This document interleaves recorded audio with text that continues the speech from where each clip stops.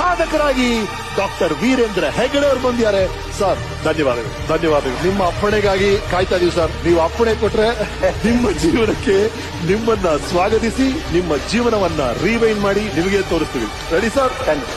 ಬಗ್ಗೆ ಒಂದು ಚಿತ್ರಣ ಇದೆ, ನಮ್ಮ ವೀಕೆಂಡ್ ಟೆಂಟಲ್ ನೋಡಿ ನಿಮಗೇನೋ ಒಂದು ಫ್ಲಾಶ್ ಬ್ಯಾಕ್ ಬರ್ಬೋದು, ಅದನ್ನ ಹಂಚ್ಕೊಳ್ಳಿ. ಅವನೇನು ಕಾನೂನಿಗಿಂತ ದೊಡ್ಡವನ, ಅವನ ನಕಲಿ ದೇವಮಾನವ ವೀರೇಂದ್ರ ಜೈನ್. ಅವನ ತಮ್ಮ 106 ಕೊಲೆಗಳನ್ನ ಮಾಡಿದ, 106 ಹೆಣ್ಣುಮಕ್ಕಳನ್ನ ಕೊಂದು ಕೊಲೆ ಮಾಡಿ ನೇತ್ರಾವತಿ ನದಿಯಲ್ಲಿ ಕಾಡಿನಲ್ಲಿ ಬಿಸಾಕಿದ್ದಾನೆ. ಅದರ ಸಾಕ್ಷಿ ನನ್ನ ಹತ್ರ ಇದೆ. ಸುಳ್ಳು ಮಾತಾಡ್ತಾ ಇದ್ರೆ ನನಗೆ ಅರೆಸ್ಟ್ ಮಾಡ್ಕೊಂಡು ಹೋಗ್ಲಿ. ನಾನು ತಪ್ಪು ಮಾತಾಡ್ತಾ ಇದ್ರೆ, ನಾನು ದಾಖಲೆ ಸಾಕ್ಷಿಗಳನ್ನ ಕೊಡದೆ ಹೋದ್ರೆ ಫಸ್ಟ್ ನನ್ನನ್ನು ಅರೆಸ್ಟ್ ಮಾಡಿ ಅಂತ ಸರ್ಕಾರ ಕೇಳ್ತಾ ಇದ್ದೀನಿ. ನಾನು ಹೊಗಳೇ ಬಿಡ್ತಾ ಇಲ್ಲ. ಇಲ್ಲಿವರೆಗೆ ನಾವು ಹೇಳಿದ್ದು ಬರೀ 10%. ಯಾವ ರೀತಿಯಲ್ಲಿ ಮಾನಭಂಗ ಮಾಡಿದರೆ ಎದೆ ಭಾಗವನ್ನೆಲ್ಲ ಕಚ್ಚಿ ಅವಳ ಪೂರ್ತಿ ಅಂಗಾಂಗವನ್ನು ಪುಡಿ ಪುಡಿ ಮಾಡಿ ಕೊಂದಂತ ಕೃತ್ಯ ಇದು.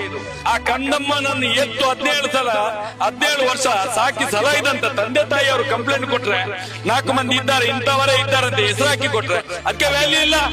ನಾನ್ ಕೇಳಿದ ವೀರೇಂದ್ರ ಹೆಗ್ಡೆ ಅವರಿಗೆ ಯಾಕೆ ಇದು ಕುಂಬಳಕಾಯಿ ಕಳ್ಳ ಅಂತ ಹೇಳಿದ್ರೆ ಹೆಗಲ್ ಮುಟ್ಟುಕೊಳ್ಳುವಂತ ಕೆಲಸ ಯಾಕೆ ಇವರಿಗೆ? ಸೌಜನ್ಯ ನಮ್ಮೆಲ್ಲರ ಮನೆ ಮಗಳು ಅವಳು.